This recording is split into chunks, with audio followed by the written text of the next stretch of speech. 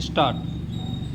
रूस के राष्ट्रपति व्लादिमीर पुतिन की हालिया भारत यात्रा ऐसे समय में हुई जब वैश्विक भू राजनीतिक परिदृश्य तेजी से बदल रहा है।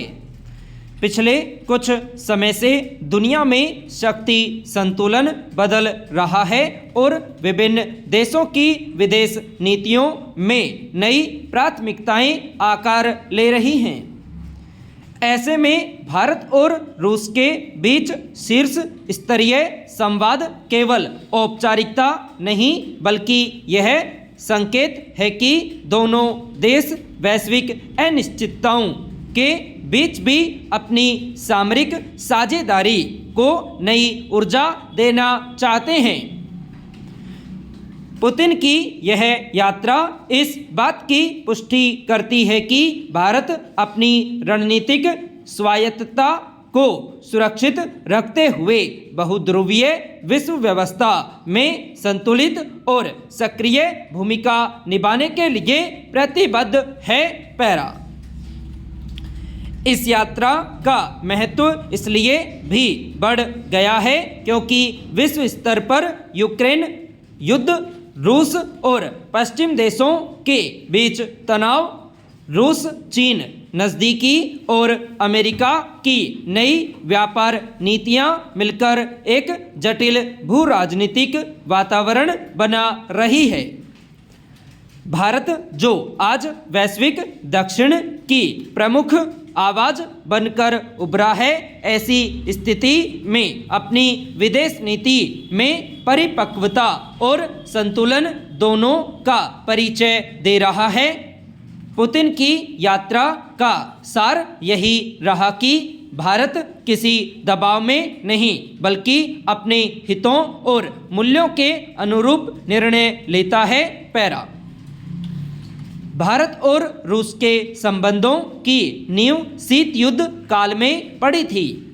वर्ष 1971 की भारत सोवियत मैत्री संधि ने दोनों देशों के बीच ऐसे विश्वास का निर्माण किया जिसे समय और सत्ता परिवर्तन भी कमजोर नहीं कर सके। रक्षा, अंतरिक्ष, ऊर्जा और विज्ञान तकनीक के क्षेत्रों में सहयोग लगातार मजबूत होता गया। भारत के अंतरिक्ष कार्यक्रम को आकार देने में रूसी वैज्ञानिक सहयोग निर्णायक रहा। रक्षा क्षेत्र में भी द्विपक्षीय संबंधों का विस्तार हुआ है। भारतीय सेना के लगभग 60 से 70% उपकरण किसी न किसी रूप में रूसी तकनीक पर आधारित है। ASU-30 MKI लड़ाकू विमान, T-90 टैंक, S-400 मिसाइल प्रणाली और ब्रह्मोस जैसे संयुक्त परियोजनाएं इस विश्वास का प्रमाण है। यही ऐतिहासिक संबंध आज भी दोनों देशों को एक दूसरे की सुरक्षा और रणनीतिक प्राथमिकताओं के प्रति संवेदनशील बनाए रखते हैं। पैरा। यूक्रेन युद्ध ने यूरोप ही नहीं बल्कि पूरे विश्व की भू राजनीति को बदल दिया है। पश्चिमी प्रतिबंधों ने रूस को आर्थिक और रणनीतिक दोनों स्तरों पर नए सहयोगियों की तलाश के लिए प्रेरित किया। एशिया, विशेषकर भारत और चीन रूस की आर्थिक स्थिरता के लिए महत्वपूर्ण साझेदार बनकर उभरे। भारत ने यूक्रेन संकट पर शुरुआत से संतुलित रुख अपनाया और नेटो युद्ध का समर्थन किया, नहीं किसी पक्ष का कठोर विरोध बल्कि संवाद और शांतिपूर्ण समाधान का आग्रह किया। यह नीति भारत की रणनीतिक स्वायत्तता और स्वतंत्र विदेश नीति का प्रत्यक्ष उदाहरण है। पश्चिमी दबाव के बावजूद भारत भारत रूस संवाद की निरंतरता इस बात का प्रमाण है कि भारत किसी भी वैश्विक शक्ति के प्रभाव में निर्णय नहीं लेता, बल्कि अपने दीर्घकालिक हितों को प्राथमिकता देता है। यह भी उल्लेखनीय है कि भारत ने इस अवधि में रूस से व्यापक स्तर पर तेल खरीदा, जिसने भारतीय अर्थव्यवस्था को महंगाई और आपूर्ति संकट से बचाने में मदद की। पैरा हाल के वर्षों में रूस चीन संबंधों में भी काफ़ी प्रगाढ़ता आई है। यह निकटता पश्चिमी प्रतिबंधों और भू राजनीतिक तनावों का स्वाभाविक परिणाम है, मगर इसके भारत पर कई प्रभाव हैं। चीन भारत का प्रमुख रणनीतिक प्रतिद्वंद्वी है और रूस का महत्वपूर्ण आर्थिक साझेदार भी बन गया है। यह स्थिति पहली दृष्टि में भारत के लिए चुनौती बन सकती है, हालांकि इसके भीतर अवसर भी निहित है। भारत के लिए रूस सिर्फ एक व्यापारिक साझेदार नहीं, बल्कि एक दीर्घकालिक रणनीतिक सहयोगी है।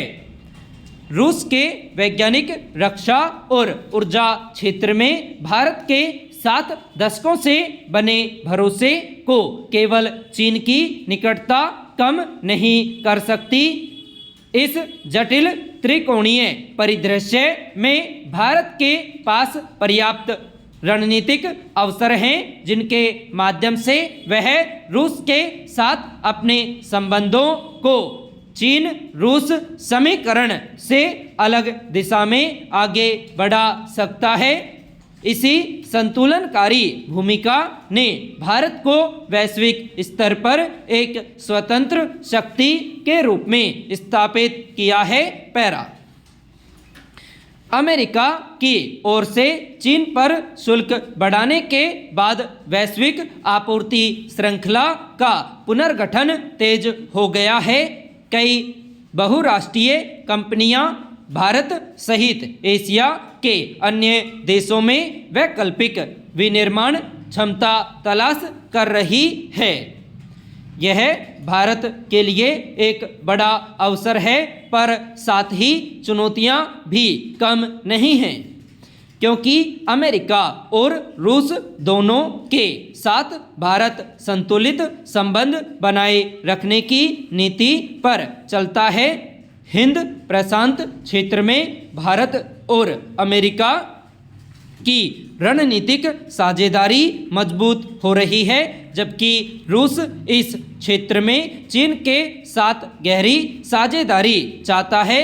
इस विरोधाभासी परिदृश्य में भारत की कूटनीति को अत्यंत सावधानी से आगे बढ़ना होगा। भारत ने अभी तक इस संतुलन को कुशलता से निभाया है और यही उसकी विदेश नीति की सबसे बड़ी उपलब्धि है। पैरा रक्षा क्षेत्र की बात करें तो भविष्य की दिशा संयुक्त उत्पादन और तकनीकी हस्तांतरण के मॉडल पर आधारित होगी। भारत आत्मनिर्भर रक्षा उत्पादन की ओर बढ़ रहा है और रूस इसके लिए एक विश्वसनीय साझेदार बन सकता है। ब्रह्मोस जैसी सफल परियोजनाएं दोनों देशों की क्षमता को स्पष्ट रूप से दर्शाती है। व्यापार के क्षेत्र में north south transport corridor Bharat के लिए यूरोप और मध्य एशिया से जुड़ने का नया मार्ग खोल सकता है। इसके अलावा यूरोप के साथ मुक्त व्यापार समझौते पर चल रही बातचीत भविष्य में भारत के व्यापार को कई गुना बढ़ा सकती है। वैश्विक व्यवस्था तेजी से बहुध्रुवीय स्वरूप ले रही है। अमेरिका, चीन, रूस और उभरती अर्थव्यवस्थाओं के बीच शक्ति का पुनर्संतुलन बन रहा है। भारत रूस संबंध इस व्यापक वैश्विक भूमिका के महत्वपूर्ण घटक हैं। पैरा आने वाले वर्षों में भारत और रूस ऊर्जा, रक्षा, उर्वरक, आर्कटिक सहयोग, साइबर सुरक्षा और अंतरिक्ष कार्यक्रमों में अपने सहयोग को नई दिशाओं में विस्तार दे सकते हैं। उत्तरी समुद्री मार्ग के माध्यम से एशिया और यूरोप के बीच तेज आपूर्ति श्रृंखला विकसित करने में भारत की भूमिका भविष्य में महत्वपूर्ण हो सकती है। कृषि क्षेत्र की दृष्टि से भारत के लिए रूस उर्वरक का एक स्थिर और किफ़ायती स्रोत बना हुआ है, जिसने वैश्विक मूल्य वृद्धि के दौर में भारतीय किसानों को बड़ी राहत दी।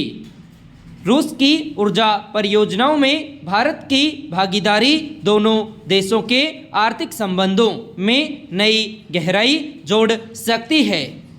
साइबर सुरक्षा और डिजिटल तकनीकों के क्षेत्र में रूस की विशेषज्ञता और भारत की तकनीकी क्षमता मिलकर महत्वपूर्ण वैश्विक खतरों से निपटने का मार्ग प्रशस्त कर सकती है।